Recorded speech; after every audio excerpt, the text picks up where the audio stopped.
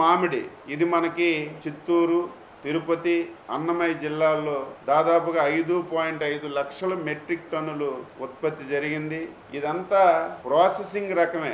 గత సంవత్సరం ఎవరైతే ఈ ప్రాసెసింగ్ చేసినటువంటి ట్రేడింగ్ కంపెనీలు కానీ అదేవిధంగా బయ్యర్స్ కానీ విపరీతంగా కొని స్టాక్ ఉండిపోయాయి.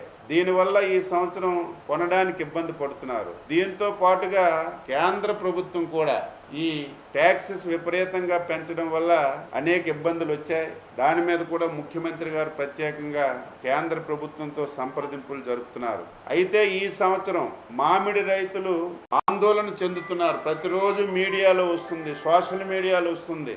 ఈ సంవత్సరం మామిడి కొనే పరిస్థితి లేదు, 6 రూపాయలకి 7 రూపాయలకు అడుగుతున్నారు. చాలా ఇబ్బందిగా ఉందని చాలా మంది రైతులు ముఖ్యమంత్రి గారి దృష్టికి మా దృష్టికి తీసుకొస్తే ఏదైతే ఈ 5.5 లక్షల మెట్రిక్ టన్నుల ఉత్పత్తి ఉందో దాన్ని ఈవేళ ముఖ్యమంత్రి గారి సమీక్షలో స్పష్టంగా మేము నిర్ణయం తీసుకున్నాం. తప్పనిసరిగా 12 రూపాయల కంటే ఒక పైసా తక్కువ రాకూడదు. ఇప్పటికే ఏవైతే ట్రేడింగ్ కంపెనీలతో ప్రాసెసర్తో మాట్లాడాం, మేము ఆ రేటుకి కొనలేమండి, ఎట్టి పరిస్థితుల్లో మేము 7-7.5 కంటే ఎక్కువ మేము కొనలేమని స్పష్టంగా చెప్పారు. అయినా సరే మేము ఒక డెసిషన్ తీసుకున్నాం.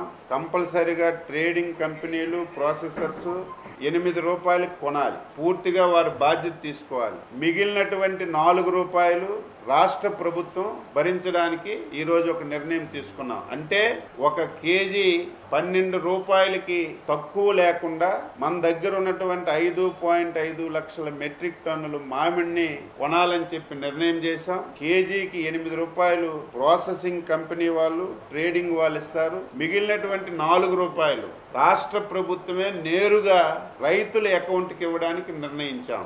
అయితే ముఖ్యమంత్రి గారు స్పష్టంగా రైతులు, ట్రేడింగ్ కంపెనీలు, ప్రాసెసర్స్ తప్పనిసరిగా రిజిస్ట్రేషన్ చేసుకోవాలి. రిజిస్ట్రేషన్ చేసుకోకుండా కలగూర గంపలాగా అంతా మేమే తెచ్చాం, ఇక్కడి నుంచి వచ్చిందంటే దీనికి మంచి విధానం కాదు. మేము కలెక్టర్ గారికి ఆదేశాలు ఇచ్చాం. స్పష్టంగా రిజిస్ట్రేషన్ చేసుకుంటే కంపెనీ వాళ్ళు 8 రూపాయలు ఇస్తారు, మేము 4 రూపాయలు ఇచ్చి తప్పనిసరిగా మామిడినంతా కూడా రాష్ట్ర ప్రభుత్వం కొనడానికి సిద్ధపడింది. దీనికి 100 నుంచి 150 కోట్లు రాష్ట్ర ప్రభుత్వానికి ఖర్చు అవుతుంది.